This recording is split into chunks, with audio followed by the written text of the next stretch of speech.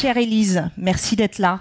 Tu es entre deux vols, deux avions. Tu reviens d'Arménie, donc je le disais, tu repars en Éthiopie dans quelques jours, qui est aussi une zone de guerre. Alors, avant d'évoquer ton travail, je voulais juste qu'on parle un peu de ton parcours, parce que tu n'as pas un parcours typique. Tu as, avant de fonder Eliscare, tu étais devenue une spécialiste de l'acupuncture, et c'est toujours un métier que tu as en parallèle, et tu t'en sers d'ailleurs beaucoup dans les zones de conflit. Et c'est vrai qu'au début de ton parcours professionnel, à un moment donné, tu es partie, tu as tout lâché, tu as quitté Paris, et tu t'es dit, je vais apprendre la médecine chinoise, et notamment l'acupuncture. Pourquoi cela ? J'aime bien comprendre les choses, aller en profondeur dans les sujets qui me plaisent. J'avais fini mes études de neurosciences et ça fait partie des mécanismes de compréhension du cerveau, des mécanismes de la douleur.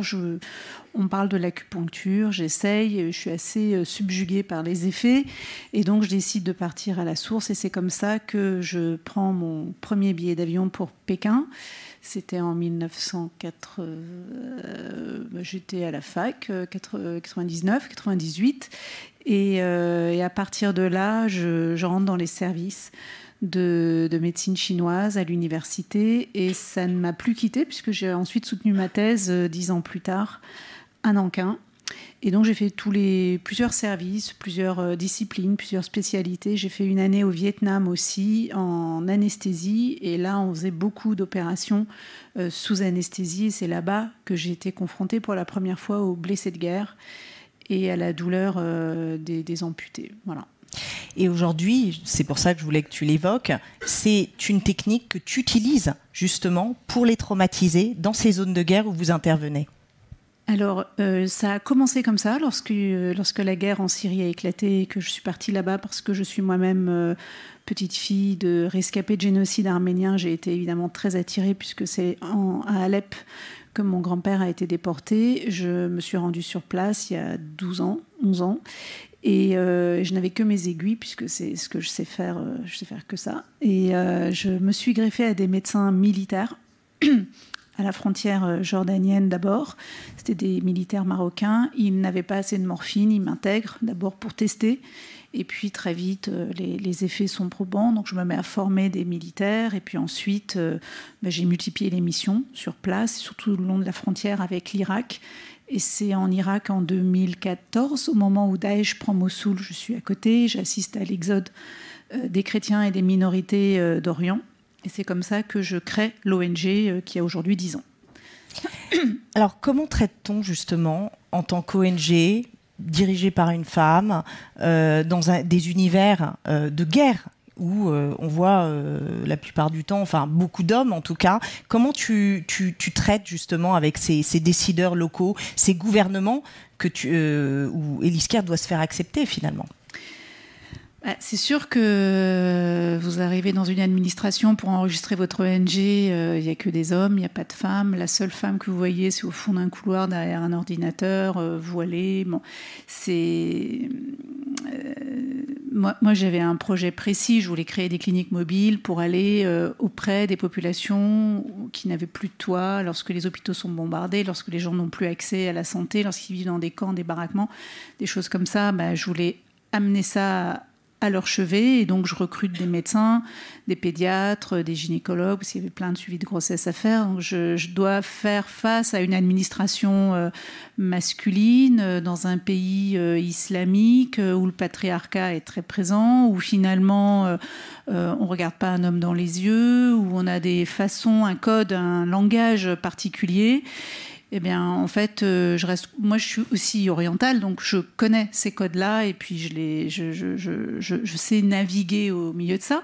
Donc, je m'adapte. Et en fait, c'est par l'adaptation que j'arrive à aller vers mes objectifs en restant concentrée sur mes objectifs, mais en ayant toujours le respect des règles locales. En fait, ça ne marche pas si vous venez comme une espèce de colon avec vos convictions d'occidental dans un pays. À chaque fois que vous faites ça, et tous les humanitaires, et quel que soit même hors humanitaire, quand on se comporte comme ça dans un pays qui vous accueille, entre guillemets, on vous emmène à l'aéroport tout de suite. Donc il fallait s'adapter. C'est surtout l'agilité, l'adaptation qui fait que on gratte des points, quoi. Et tu as des équipes aussi multiconfessionnelles. Ça, c'était pour toi extrêmement important.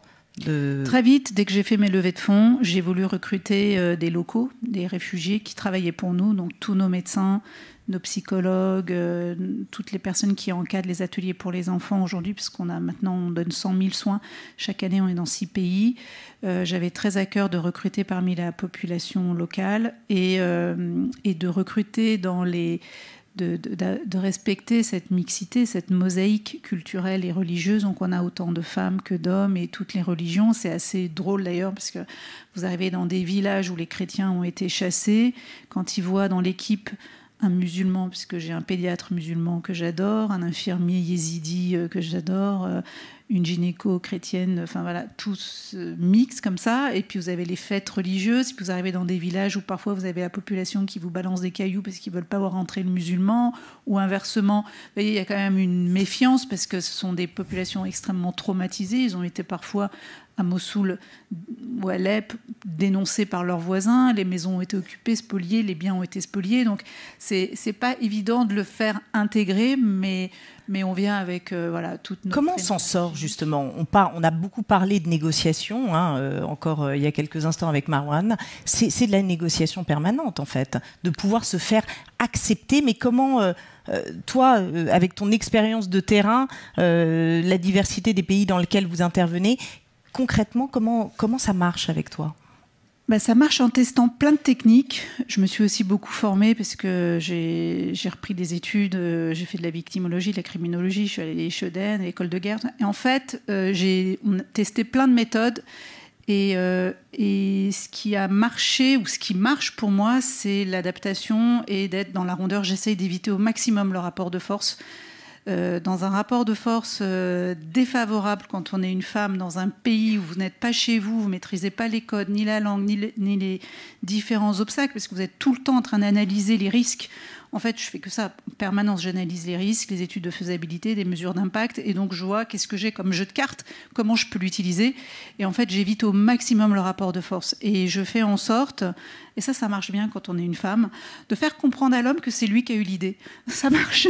Et en fait, comme ils ont un ego qui est quand même pas le même que le nôtre dans ces pays-là, je m'adapte, voilà. Et je suis beaucoup dans le dialogue, et je fais en sorte de les intégrer et de leur faire comprendre l'effet positif qu'ils ont à nous soutenir. Donc voilà, on travaille tout ça. Dans les camps, par exemple, ce sont des gros mecs qui sont dans les services secrets, qui dirigent, qui font de l'information en permanence.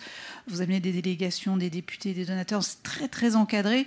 Mais moi, j'en ai besoin parce que je fais mes levées de fonds. Derrière, j'ai des groupes ici qui me soutiennent. Donc, je suis obligée de faire une partie d'apparat, en même temps une partie d'opérationnel, une partie médicale, une partie de communication. Donc, je dois tenir compte de tout ça, en tenant compte de la sécurité. Enfin, on doit penser à tout pour avoir atteindre des objectifs le plus possible en prenant des risques minimes. Donc en fait, c'est tout le temps de l'ajustement et du calcul, mais on est obligé de le faire avec eux. En fait, quand je dis eux, c'est des hommes. Moi, je travaille que avec des hommes quand ils sont dans des sphères où, quand ils tiennent le pouvoir, c'est que des hommes. Et aux douanes, c'est pareil. Quand j'ai des conteneurs, des véhicules, les ambulances, tout qui rentre, je négocie en permanence avec des hommes. Parfois, c'est très compliqué. Là, j'ai un conteneur en Éthiopie où on me demande... Parce que pareil, vous êtes dans des pays en guerre où l'État est fracturé. Parfois, il n'y a même plus de gouvernement. Vous dealez en direct avec des douanes et des administrations qui sont corrompues, mais à un niveau, vous n'avez même pas idée. Et en fait, c'est tout le temps... moi, je ne vais jamais dans le rapport de force. Ça ne marche pas, en fait. J'ai testé, ça ne marche pas. C'est comme une crise de couple, c'est comme une dispute avec un frère, un ami. De gueuler un bon coup, ça fait du bien. Mais dans ces endroits-là, faut vraiment... Quand vous perdez votre sang-froid, c'est pire que tout. Vous avez perdu votre dignité. Et là, c'est bon, vous êtes au placard. Et j'ai vu ça... Je vois tous les jours pour d'autres, en fait. Et on apprend des erreurs, on apprend des erreurs des autres, on apprend des petites victoires, des petits points qu'on gagne. Et à chaque fois, c'est que de l'adaptation. Il faut pour ça être capable de mettre son ego de côté, voilà, de ne pas leur dire que c'est des cons, même si voilà, c'est pas évident, mais on pense aux objectifs, à la mission et à fédérer une équipe, parce que derrière il y a une équipe qui compte sur vous, qui vous fait confiance, que vous devez payer tous les mois, donc il faut quand même des résultats. Et voilà. Justement, donc tu interviens dans toutes ces zones. Tu étais en Arménie hier encore. Je suis entrée hier, oui. Et là, concrètement, est-ce que tu peux nous donner un exemple des actions que mène Eliscare en Arménie? Et j'imagine qu'en Éthiopie, dans les autres pays, c'est des choses un peu similaires. Alors l'Arménie est arrivée plus tard dans l'histoire d'Eliscare. Après, ce sont mes origines. Et puis aujourd'hui, l'Arménie est dans une véritable descente aux enfers. Donc c'est assez dur d'être originaire d'un pays qu'on voit sombrer, parce que c'est la poursuite d'un même processus génocidaire qui dure depuis plus de 100 ans, avec à la manœuvre toujours les mêmes. C'est la Turquie, l'Azerbaïdjan aujourd'hui. Il y a une véritable stratégie d'asphyxie, d'étouffer l'Arménie et de la dévitaliser. Donc aujourd'hui, sur les frontières, les villages sont de plus en plus désertiques, puisque par la pratique de la peur, il y a des villages illégalement occupés par les troupes azerbaïdjanaises et les populations civiles sont terrorisées, donc petit à petit partent, et donc ça fait qu'aujourd'hui vous avez 30 villages comme ça qui sont occupés illégalement. Nous, on essaye d'éviter ces déserts médicaux en amenant donc nos cliniques mobiles dans une trentaine de villages. On continue nos levées de fonds pour essayer d'augmenter le nombre de villages, et on a des programmes aussi pour les enfants, les orphelins, dans des orphelinats et dans des centres pour enfants où les pères ont été tués pendant la guerre. Donc les cliniques médicalisées, pour que les gens comprennent, on peut le voir sur ton site d'ailleurs, ce sont des bus que tu as développés qui sont complètement médicalisés pour pouvoir faire des interventions aussi. Oui, absolument. Alors, tu as rencontré, on a vu, au quotidien, tu côtoies beaucoup d'hommes, tu rencontres des femmes aussi. Depuis 2013, tu as dû vraiment rencontrer beaucoup de monde. Est-ce que tu as une anecdote, des personnalités qui t'ont marqué, ça peut être évidemment des inconnus pour la plupart, mais des personnes qui font que chaque jour, tu te lèves encore le matin pour te battre pour eux? Est-ce qu'il y a une anecdote que tu as de ces femmes, notamment? J'ai une image très douloureuse qui est restée. C'était ma première rencontre avec une femme exilée de Mossoul en 2014. Elle était, et peut-être elle m'a marquée plus que les autres, parce que c'était ma première confrontation avec ce genre d'histoire tragique. Une femme qui a mon âge. Elle avait une petite fille de 3 ans. Moi, j'avais un garçon de 3 ans. Elle était en train de cuisiner chez elle. Les islamistes arrivent à Mossoul, rentrent chez elle. Elle est toute seule en train de cuisiner. Ils lui arrachent son enfant des bras et elle court derrière eux. Elle n'arrive pas toute la journée, toute la nuit, comme un fantôme en train de chercher sa fille partout. Finalement, tous les chrétiens doivent quitter Mossoul parce que c'est la conversion ou la mort. Et elle arrive dans un petit camp dans un centre désaffecté, un centre commercial à Erbil. Et je vois cette femme quelques semaines plus tard, comme un fantôme. Elle avait ses cheveux devenus tout blancs, et on me raconte son histoire.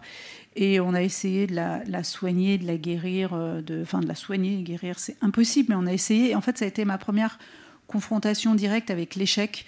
Un échec qui vous dépasse, dans la mesure où, en fait, après, 3 ans après, sa fille a été retrouvée, donc ça c'est une autre histoire, mais en fait, sur le moment, là où c'est très dur, et c'était vraiment pas facile, parce qu'après vous rentrez à Paris, puis vous voyez votre enfant en train de dormir dans des draps tout propres, et en fait, ça a été ma première véritable confrontation avec l'échec, parce qu'on est la mécanique, en fait, on est comme une marionnette. En fait, on arrive, on fait de l'humanitaire généralement parce que ça va très mal, parce que la guerre, ça ne devrait pas exister, mais on arrive à un moment où finalement il y a presque plus rien à faire, et on essaye quand même de faire quelque chose, et ce qu'on fait est utile, bien sûr, parce qu'on a aussi des histoires jolies, mais celle-là, c'est celle qui m'a le plus marquée, parce que à chaque fois que je revenais en Irak, il fallait que j'aille la voir. C'était comme si on était liés. Il y avait quelque chose qui me liait à elle, parce que je ressentais. je ressentais sa peine et sa détresse, et puis elle ressemblait à une grand-mère en fait. Elle était démolie. Voilà. Donc ça, je suis désolée, c'est pas un exemple positif, mais c'est quelque chose qui m'a habité, qui m'a porté et qui m'a aidé aussi à peut-être pas me reposer sur mes petites victoires, on va dire, en me disant finalement je dois faire mieux à chaque fois pour essayer d'aider les populations. Mais en tout cas, merci. Merci beaucoup, Élise. Alors, Élise Kerr, vous trouvez le site très facilement. Il y a le livre d'Élise Bogossian, le dernier, parce que là on a écrit plusieurs, Les Sacrifiés, qui est un livre absolument magnifique. Donc je vous encourage vivement à le lire. Et puis on peut faire des petits dons. Il y a des grands donateurs, mais on peut faire aussi des petits dons à Élise Kerr. C'est notre réalité. On vit uniquement de charité. Donc chaque don nous permet de continuer. Merci beaucoup et puis bon voyage en Éthiopie. Merci beaucoup.